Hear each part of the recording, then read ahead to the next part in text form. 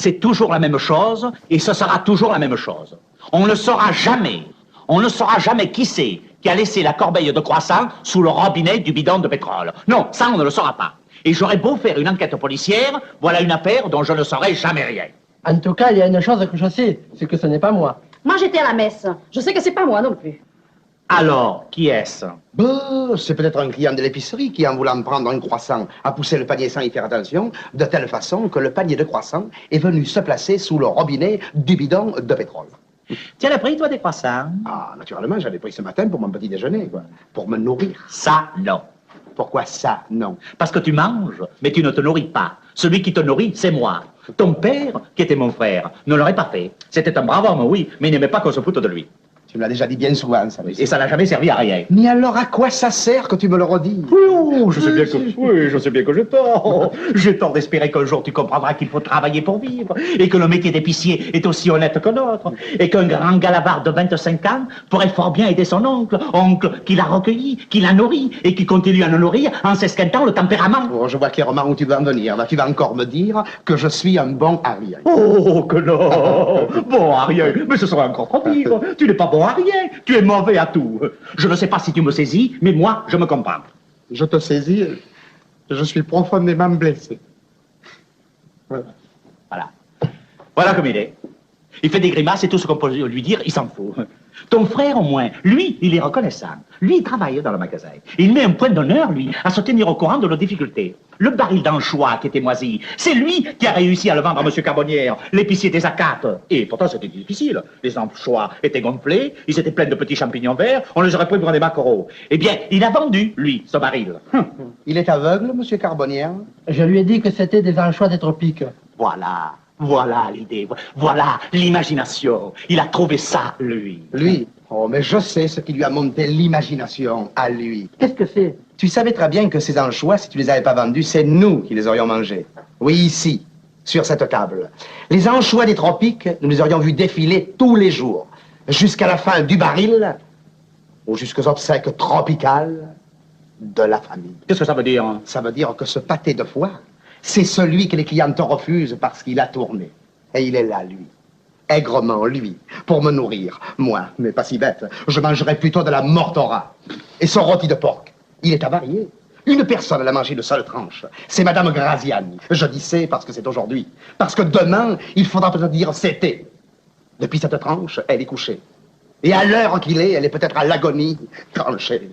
Adieu, Graziani. Oh, Irénée, mais qu'est-ce que tu dis? Elle a 76 ans. Elle a pris une indigestion. Oh, mais il faudrait plus avoir de lunettes, plus d'odorat, plus de palais, pour s'offrir une indigestion de ce rondin malsain de viande ambulante. Et il en reste pour demain.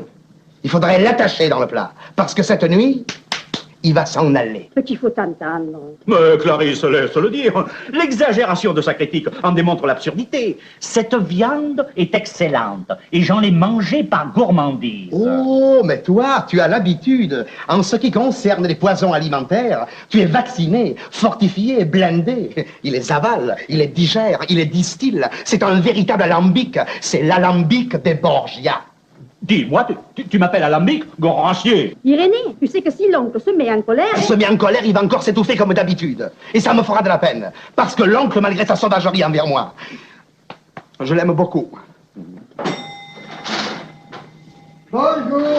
Qu'est-ce que c'est? Vous en avez encore des anchois des tropiques? Ah non, pour le moment nous en manquons. Et quand c'est que vous en aurez? Ah, il faut le temps pour les faire. Dans 2 ou 3 mois, quand ils seront mûrs.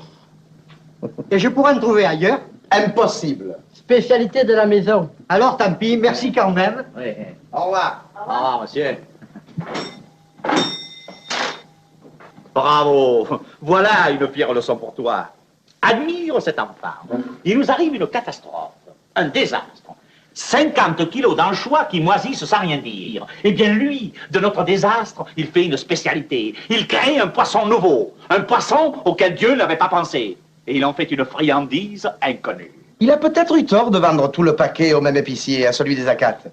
Parce que ce paisible village, sa friandise va peut-être le dépeupler en 15 jours. Car le poisson nouveau va les empoissonner.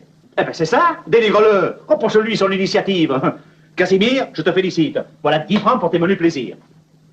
Et n'écoute pas les sarcasmes de l'inutile. J'ai une envie terrible de me mettre en colère. Non, non, non, tu vas t'étouffer.